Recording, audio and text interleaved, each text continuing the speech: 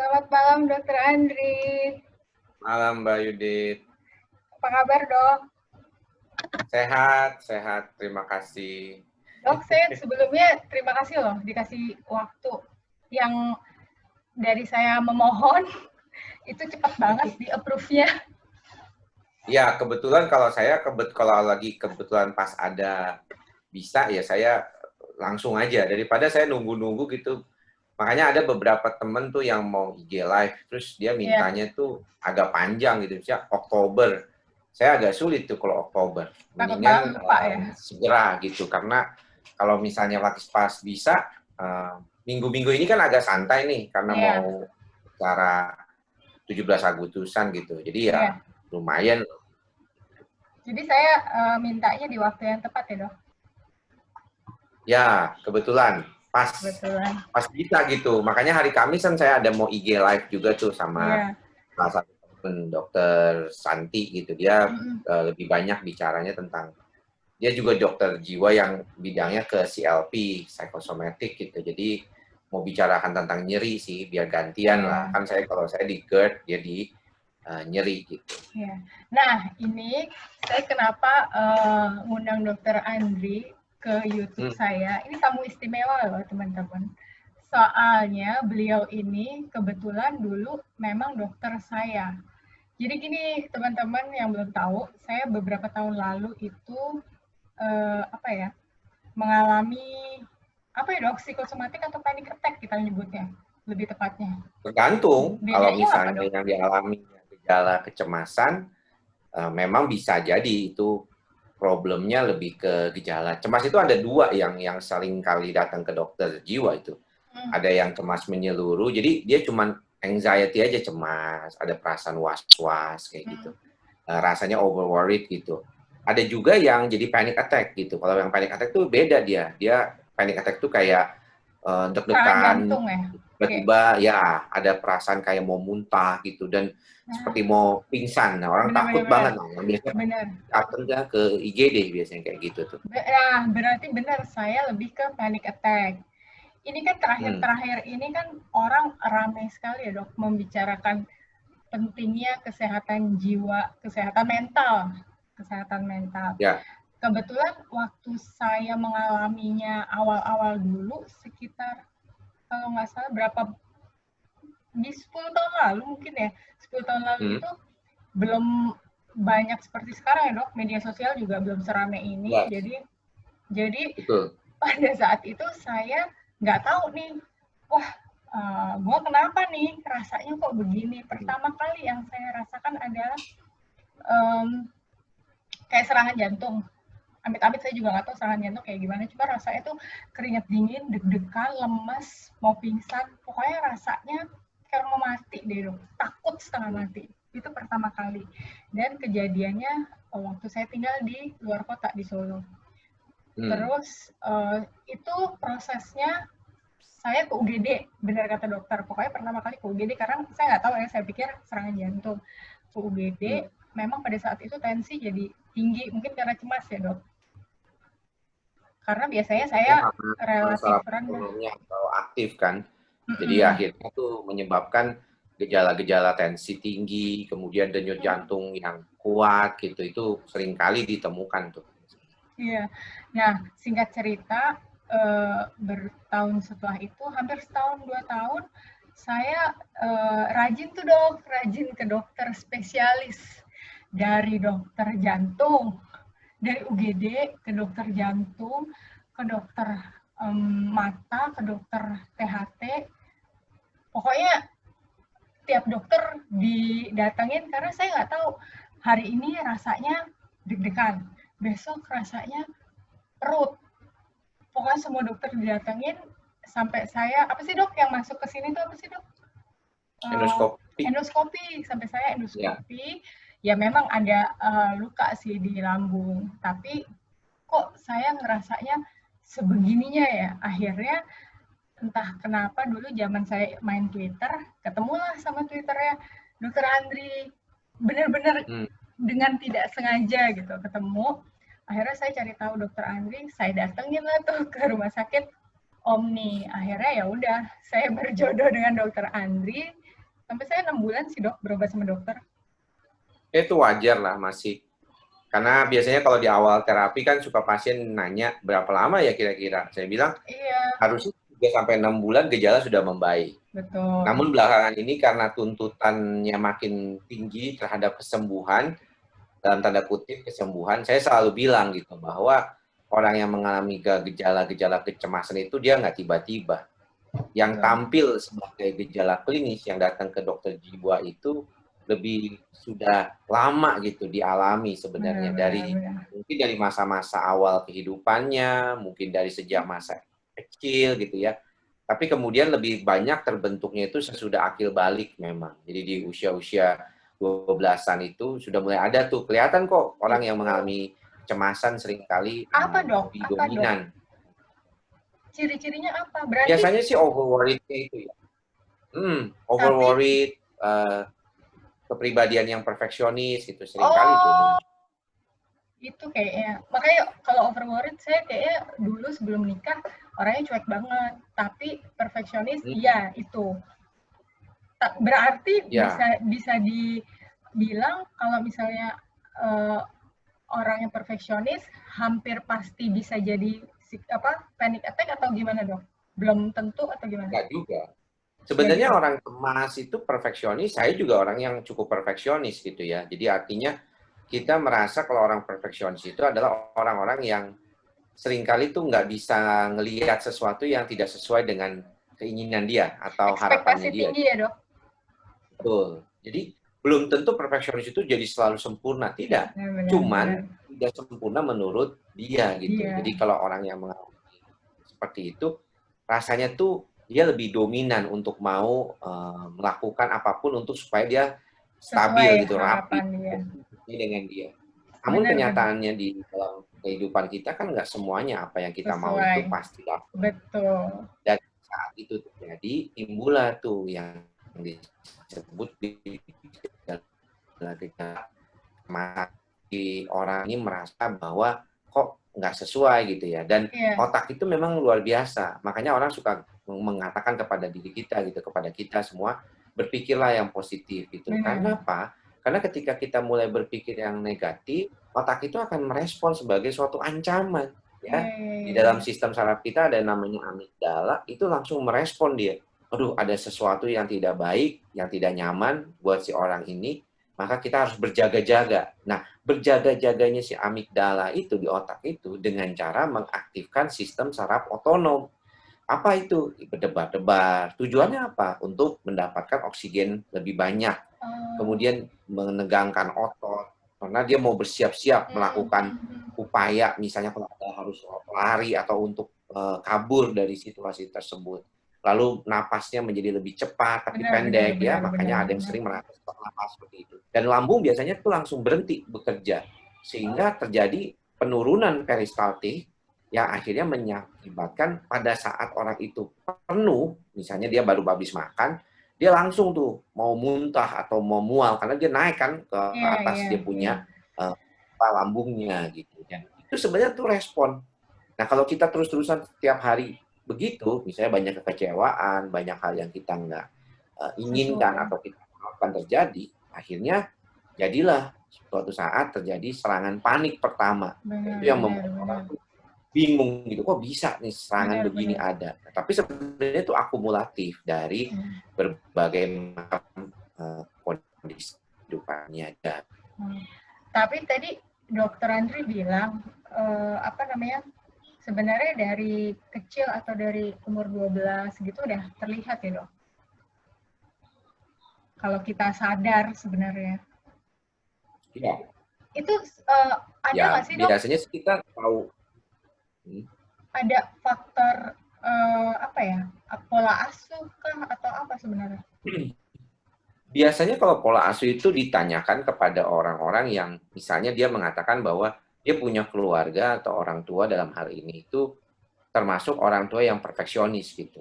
Jadi dia biasanya sering kali mendapatkan perlakuan ibunya itu pencemas juga. Nah, kalau orang tuanya itu ibunya pencemas, maka biasanya anaknya juga agak pencemas karena dia belajar Oh, perilaku iya, iya, dari iya. orang tuanya tersebut. Jadi dia tahunya tuh kalau misalnya pergi keluar harus cek semuanya, Hmm.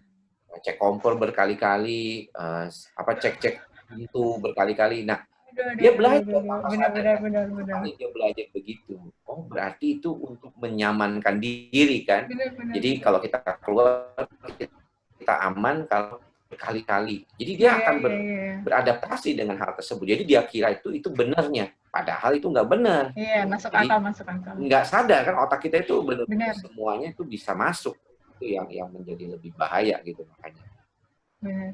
Terus dok, kalau misalnya nih orang baru pertama kali mengalami serangan panik, kita Hmm. tahu nggak kita sendiri sebelum ke dokter nih dok, ini gue serangan panik atau jantung? Itu kita nggak bisa tahu ya dok, bedanya. Ya, Karena mirip.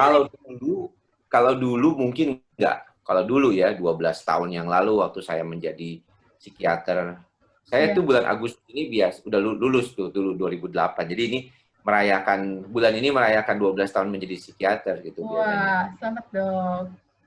Ya, terima kasih. Jadi kalau misalnya kita bicara tentang dulu, Hmm, itu kelihatan banget enggak. Karena banyak orang tuh enggak memahami benar, keadaan benar, itu. benar. Ya. Terus kemudian makin jauh, sekarang orang mulai kenal media sosial, kita mulai edukasi. Saya mulai Iya.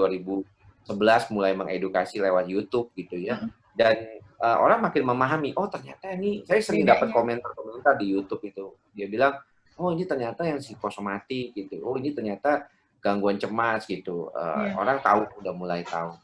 Tapi kalau misalnya dari sisi klinis, memang setiap gejala yang membuat seorang orang itu mengalami suatu ketakutan yang luar biasa, berdebar-debar jantungnya, dia harus dikonfirmasi dulu.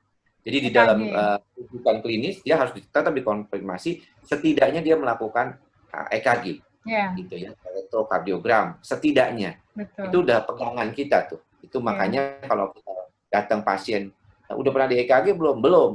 Udah, mendingan di EKG. Kalau ya. di luar negeri, di Amerika misalnya standar yang berikutnya adalah pemeriksaan tiroid. Echo. Pemeriksaan kadar Oh, ya, ya, ya.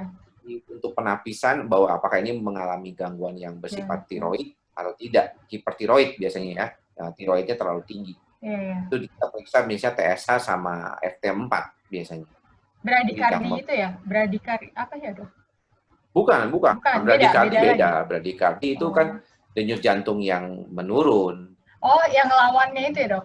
Ya beda kalau orang yang mengalami takikardi. Kalau orang yang mengalami gangguan, bukan gangguan ya, Kecemasan. gangguan cemas lah ya, dia panik, dia biasanya takikardi, jadi Oh, jantungnya takikardi. tuh berdebar gitu. Kalau Oh, bradikardi kebalikannya, jantungnya. kebalikannya. Makanya kalau orang cemas itu takut pingsan, itu ya nggak mungkin pingsan. Tapi emang Karena rasanya begitu sih dok. takut Iya, pingsan. takut Nggak mati akan bahkan. pingsan.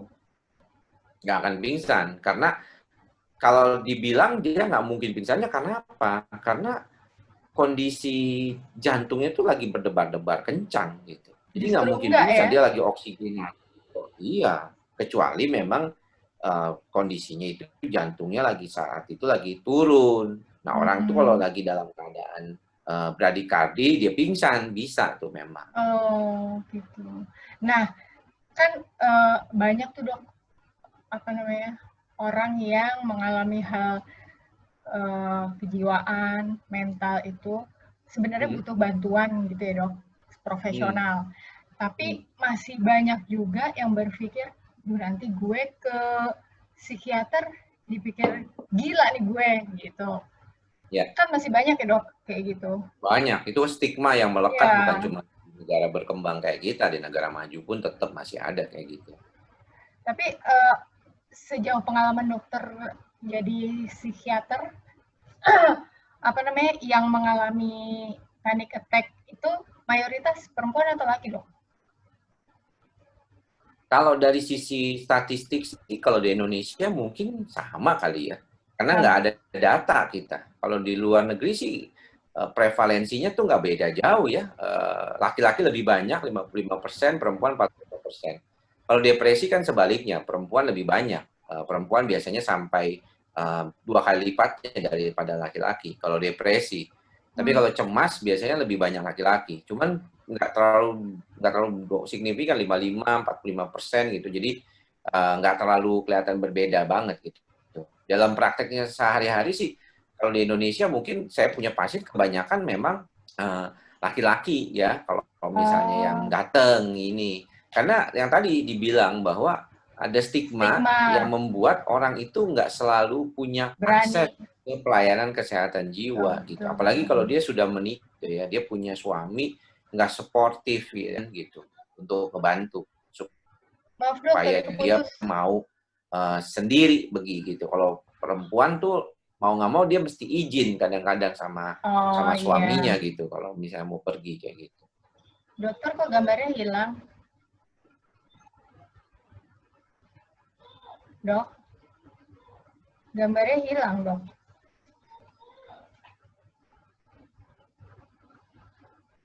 Saya juga ngedengar suaranya kayaknya nggak ini. Tadi kayak ada diganti host ya? Enggak tuh. Sekarang? Udah oke. Kalau di sini sih nggak ada ini. Udah oke kok. Baik-baik saja sih. Iya. Sebenarnya mungkin nggak sih, Dok? Udah oke. Sebenarnya mungkin nggak sih, Dok, dari ini untuk perempuan ya, dari misalnya habis melahirkan terus kena baby blues, depression postpartum, lalu larinya ke panic attack. Mungkin nggak, Dok? Ya bisa aja. Tapi biasanya sih orang itu gejala cemas dulu. Jadi jangan salah ya, cemas itu sesuatu yang kita butuhkan sebenarnya. Respon cemas itu kita butuhkan. Menandakan bahwa ada suatu bahaya yang mengancam. Itu yang paling penting untuk dipahami dulu. Jadi kalau orang mengatakan bahwa dia, kok saya cemas gitu ya, saya agak khawatir. There must be something wrong gitu. Tapi apanya itu kadang-kadang nggak tahu. Nah itulah mengapa pada kondisi setelah pengobatan, setelah terapi dengan obat yang untuk membantu gejalanya hilang, maka orang itu perlu menyadari sebenarnya tuh masalah saya ini apa gitu ya. Dan dia harus cari sendiri itu. Kadang-kadang kita nggak bisa bantu juga, nggak bisa bantu. Nah, ketika dia mulai gejalanya cemasnya lama, seringkali gejala depresinya timbul. Nah, jadi ada orang tuh cemas dulu, baru gejalanya depresinya mulai. Atau ada yang dari awal tuh udah mulai barengan. Namanya mixed anxiety depression. Jadi depresi dan cemasnya bareng. Tapi kalau orang yang mengalami depresi, seperti tadi Mbak Judith bilang, bisa nggak mengalami cemas? Bisa nggak mengalami panik? Bisa banget. Karena kalau kita bicara tentang hierarki diagnosisnya depresi itu di atasnya gangguan panik. Begitu. Jadi orang yang mengalami depresi itu bisa mengalami gejala-gejala di bawahnya, yaitu cemas, panik, gitu ya. Itu bisa. Jadi kalau orang bilang, saya ini cemas, depresi, apa sih kata dokter saya ini, saya depresi. Tapi kok saya cemas, kayak panik nih. Salah kan ini dokternya? Bukan.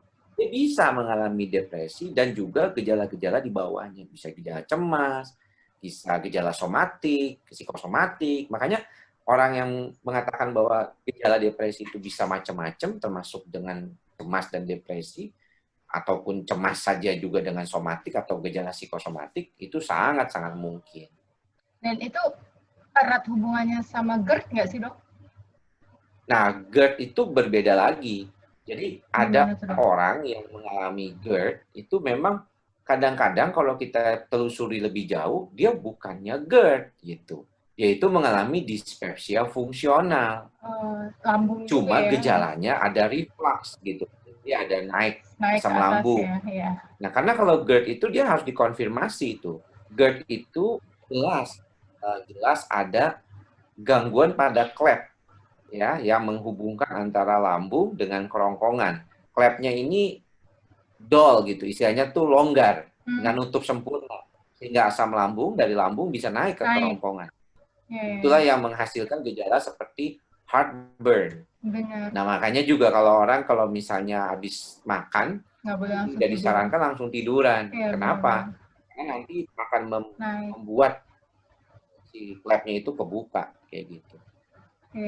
Dan itu yang mendorong terjadinya asam lambung naik. Nah, orang langsung mikirnya itu GERD. Padahal belum tentu. Karena kita harus lihat dulu apakah benar klepnya ini bermasalah atau tidak. Itu dokter penyakit dalam tuh. Iya. gastrologi yang punya peran. Tapi, namun iya. banyak orang yang mengalami GERD itu kalau dipicu sama cemasnya, Iya. ya jadi timbul GERD-nya Nah, benar-benar. lebih mudah daripada yang tidak cemas latar belakangnya. Benar-benar. Nah, terus dok. Halo. Iya, putus lagi nih. Dokter. Nggak ada gambar ini. Nah, udah. Nah, terus dok, misalnya Halo. nih, hadir. Udah. Nah, terus lagi nih dok, misalnya kita memutuskan untuk ke psikiater gitu. Ada lagi yang mikir, wah nanti gue ketergantungan obat nih. Itu gimana dok?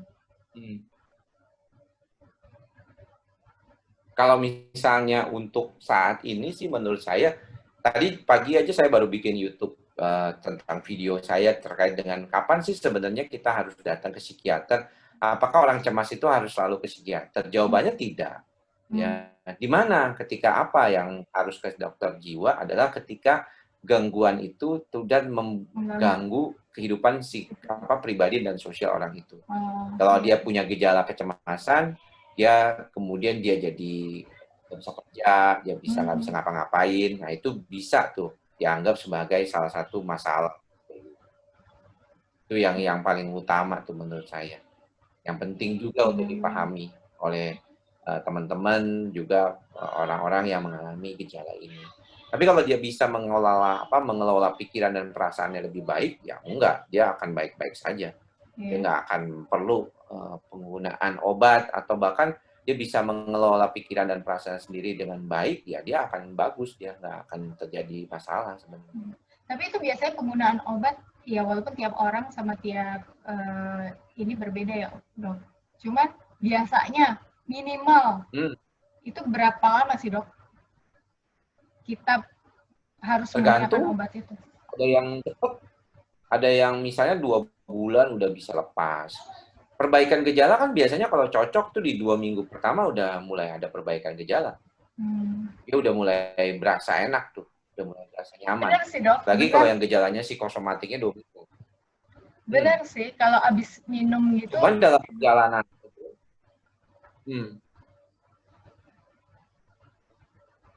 Kenapa? Dalam perjalanannya itu dia suka kambuh. Iya. Jadi masih belum stabil ya, katanya kemarin saya udah enakan. Iya. Terus saya bilang nggak apa-apa, itu wajar ketika kita awal pertama masih naik turun, kambuh, tapi dia kambuh lagi gitu. Itu biasa. Nanti ketika kita sudah mulai lebih stabil, nah itu baru tuh kita bisa lebih nyaman kayak gitu. Iya. Untuk mengatasi keadaan kita kayak gitu. Terus apa dok saran dokter yang harus dilakukan oleh si penderita? Apakah olahraga? Sebenarnya olahraga ngaruh banget sih dok, kayak untuk stress release. Tapi kadang-kadang kita pikirannya sekali lagi yang, aduh ntar gue pingsan, ntar gue jatuh. Iya. Kalau misalnya berpikirnya masih seperti itu memang sulit ya. Makanya daripada itu kan saya suka menekankan berkali-kali tuh kepada teman-teman ataupun para subscriber YouTube saya gitu. Saya bilang kita harus tahu bahwa gejala ini adalah gejala panik gitu. Dan kalau udah dikonfirmasi bahwa ini adalah gejala panik, kita udah nggak usah mikir yang macam-macam. Nah itu gitu. Susah dong. Tapi memang sulit, namanya juga gangguan cemas. Susah itu. Yang terganggu kan pikirannya. Benar. Yang terganggu tuh perasaannya. Jadi kalau misalnya ada yang bilang, kok kenapa sih lu nggak bisa mikir yang positif gitu? Ya karena memang berpikir positif tuh sulit buat orang cemas gitu. Jadi ya nggak usah dipaksain, pelan-pelan aja gitu. Nah itu bisa sendiri kayak gitu. Benar, sama faktor lingkungan ya dok, maksudnya jadi support. By proses gitu istilahnya. Benar. Pelan-pelan. Sama yang kita butuhin adalah support dari lingkungan ya, dari keluarga gitu. Kadang-kadang kan kita cerita dibilangnya lu lebay banget sih lu, gitu aja mau pingsan gitu aja lu nggak bisa gitu. Tapi ya emang itu yang kita rasain gitu.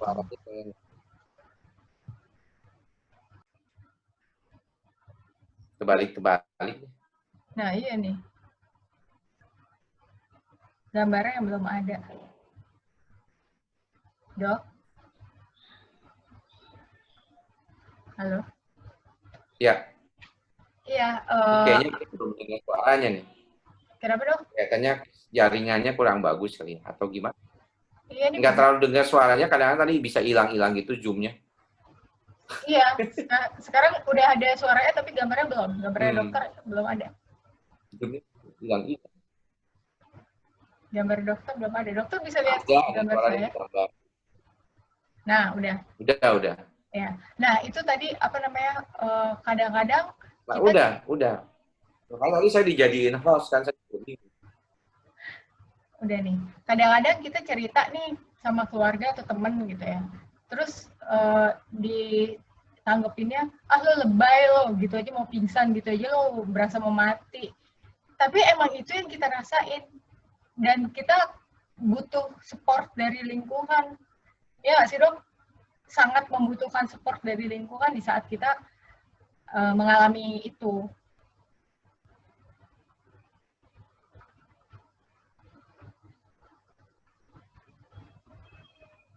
Iya, itu salah satu hal yang paling sering dikemukakan gitu ya sama teman-teman atau orang-orang yang mengalami. Tapi memang nggak bisa juga mengharapkan orang lain juga memahami. Karena orang yang nggak pernah kena panic attack itu nggak pernah tahu rasanya kena panic attack kan. Jadi agak sulit gitu kalau untuk membuat mereka tuh paham kayak apa sih sebenarnya rasa cemas itu. Lebay jadi dibilangnya ya kan dok. Jadi kita tuh kadang ngerasa sendiri, kadang ngerasa, duh, kok gue sendiri nih yang ngalamin kayak gini.